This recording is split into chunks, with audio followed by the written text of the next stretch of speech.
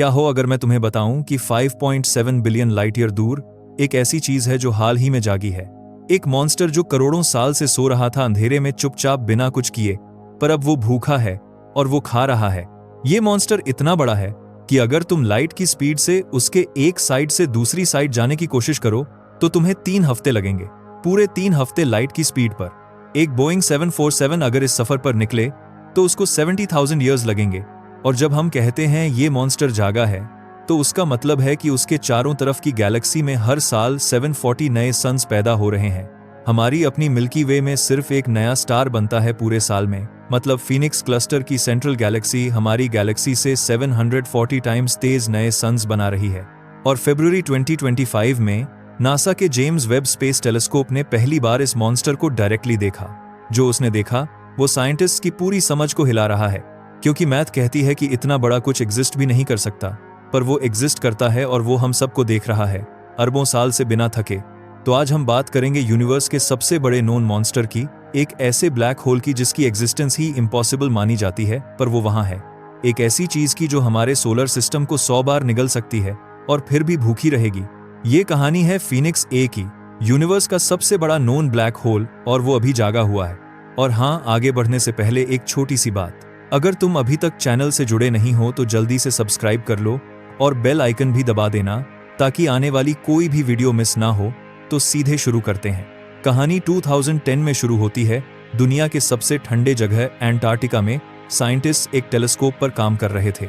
उस टेलीस्कोप का नाम था साउथ पोल टेलीस्कोप। उसका काम था बहुत स्पेसिफिक। वो बिग बैंग के बाद की पहली रोशनी स्टडी कर रहा था, जिसे कॉस्मिक माइक्रोवेव बैकग्राउंड कहते हैं। एक तरह की एको जो बिग बैंग ने पीछे छोड़ी थी अरबों साल पहले। एक साइंटिस्ट का नाम था आर विलियमसन। वो डेटा में पैटर्न्स ढूंढ रहा था। तभी उसको एक डिस्टॉर्शन दिखी आसमान में, एक फेंट सी इरेगुलरिटी, ऐसा कुछ जो वहां होना नहीं चाहिए था। अगर ये बिग बैंग की प्योर एको होती तो ये बिल्कुल यूनिफॉर्म होनी चाहिए थी, पर एक स्पेसिफिक जगह कुछ था जो उस यूनिफॉर्मिटी को डिस्टर्ब कर रहा था। विलियमसन ने फॉलोअप शुरू किया, एक के बाद एक टेलीस्कोप लगा दिए उस डायरेक्शन में। हर एक टेलीस्कोप ने एक नई लेयर रिवील की और जो फाइनली पता चला वो किसी ने एक्सपेक्ट नहीं किया था। वहां एक जाइगेंटिक स्ट्रक्चर था, एक गैलेक्सी क्लस्टर, मतलब सैकड़ों गैलेक्सीज का एक ग्रुप ग्रेविटी से एक साथ बंधे हुए। इस क्लस्टर का टोटल मास था 2 क्वाड्रिलियन सन्स, यानी 2000 ट्रिलियन, एक ऐसी संख्या जो हमारा दिमाग ग्रास्प नहीं कर सकता। ये यूनिवर्स में अब तक देखे गए सबसे मैसिव स्ट्रक्चर्स में से एक था। उन्होंने इसका नाम रखा फीनिक्स क्लस्टर, क्योंकि ये फीनिक्स कॉन्स्टलेशन में था। पर असली शौक अभी आना बाकी था। जब साइंटिस्ट्स ने इस क्लस्टर की एक्सरे एमिशन मेजर की तो वो रिकॉर्ड ब्रेकिंग निकली। मतलब यूनिवर्स में कोई भी ज्ञात क्लस्टर इतनी ज्यादा एक्सरेज रिलीज नहीं करता। फीनिक्स क्लस्टर सबसे ब्राइट था, और जब कोई चीज इतनी एक्सरेज रिलीज करती है तो उसका मतलब है वहां कुछ बहुत वायलेंट हो रहा है। उन्होंने और डीप जाकर देखा, और जो दिखा वो माइंड बेंडिंग था। इस क्लस्टर की सेंट्रल गैलेक्सी में हर साल लगभग 740 नए सन्स पैदा हो रहे थे। जरा रुककर ये नंबर समझो।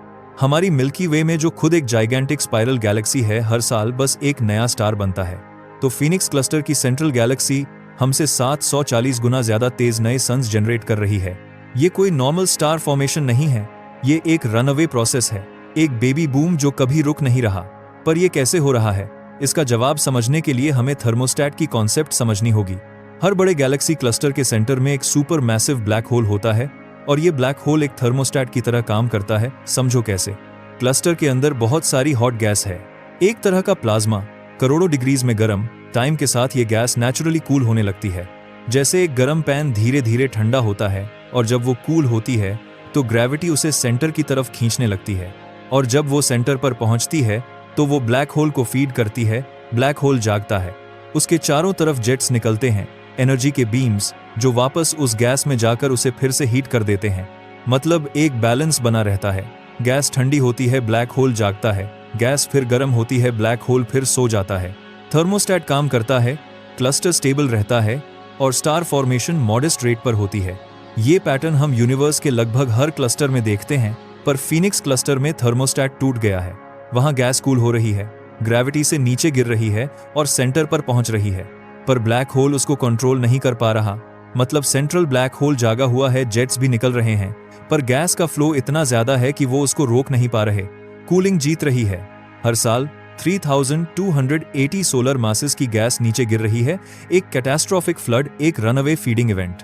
और इसी की वजह से 740 नए सन्स हर साल बन रहे हैं, क्योंकि वो सारी गैस जो ब्लैक होल में नहीं जा पा रही वो स्टार्स बना रही है।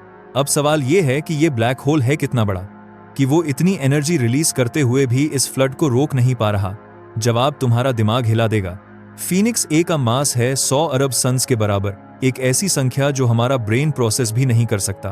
कंपैरिजन करो, हमारी अपनी मिल्की वे के सेंटर में एक सुपर मैसिव ब्लैक होल है जिसका नाम है सैजिटेरियस ए। उसका मास है 4 मिलियन सन्स का। फीनिक्स ए उससे 25,000 टाइम्स ज्यादा बड़ा है। पहले साइंटिस्ट्स मानते थे कि यूनिवर्स में सबसे बड़ा ब्लैक होल जो हो सकता है वो लगभग 50 अरब सन्स का होगा। ये एक अपर लिमिट मानी जाती थी। फीनिक्स ए ने उस लिमिट को धोखा दे दिया, डबल कर दिया। और इसका साइज, इसका इवेंट होराइजन यानी वो बाउंड्री जहां से कुछ भी रिटर्न नहीं कर सकता, वो 4000 एस्ट्रोनॉमिकल यूनिट्स अक्रॉस है। मतलब अगर फीनिक्स ए हमारे सन की जगह होता तो उसका इवेंट होराइजन प्लूटो से बहुत आगे तक फैला होता, कुइपर बेल्ट से भी आगे। पूरा सोलर सिस्टम उसके अंदर फिट हो जाता और अभी भी बहुत स्पेस बचता। 100 ऐसे सोलर सिस्टम्स एक साथ फीनिक्स ए के अंदर फिट हो सकते हैं। और सबसे हॉन्टिंग बात यह है कि अगर तुम फीनिक्स ए में गिरो तो तुम्हें पता भी नहीं चलेगा कि तुम कब उसकी इवेंट होराइजन पार कर गए। छोटे ब्लैक होल्स में ग्रेविटी इतनी स्ट्रांग होती है कि तुम्हारा शरीर पहले ही टूट जाएगा, पर फीनिक्स ए इतना बड़ा है कि उसकी सरफेस ग्रेविटी एक्चुअली माइल्ड है। तुम बस ड्रिफ्ट करते जाओगे और एक मोमेंट ऐसा आएगा जब तुम एक इनविजिबल लाइन पार कर लोगे। पीछे से देखोगे तो स्टार्स अभी भी दिखेंगे, कुछ बदला नहीं होगा, पर तुम वापस नहीं आ सकते और यूनिवर्स तुम्हें इंस्टेंटली भूल जाएगा।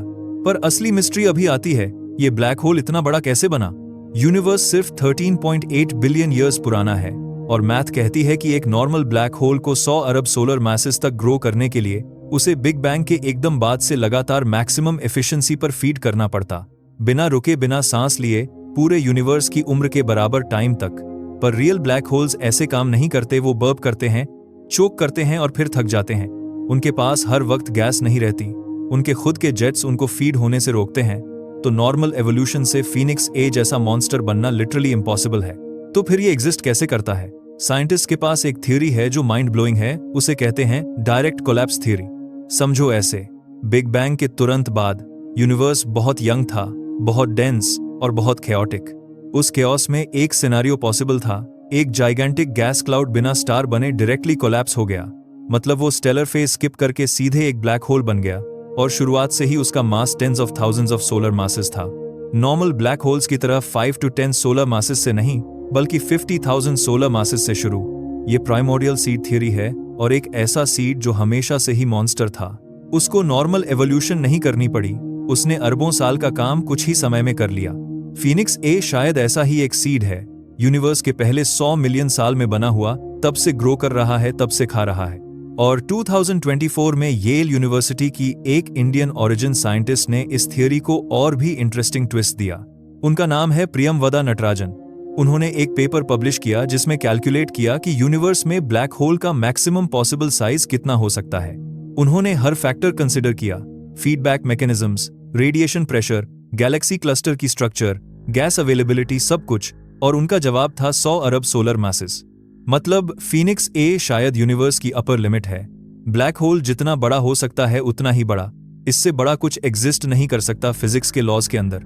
मतलब हम जो देख रहे हैं वो शायद नेचर का सबसे बड़ा पॉसिबल क्रिएशन है।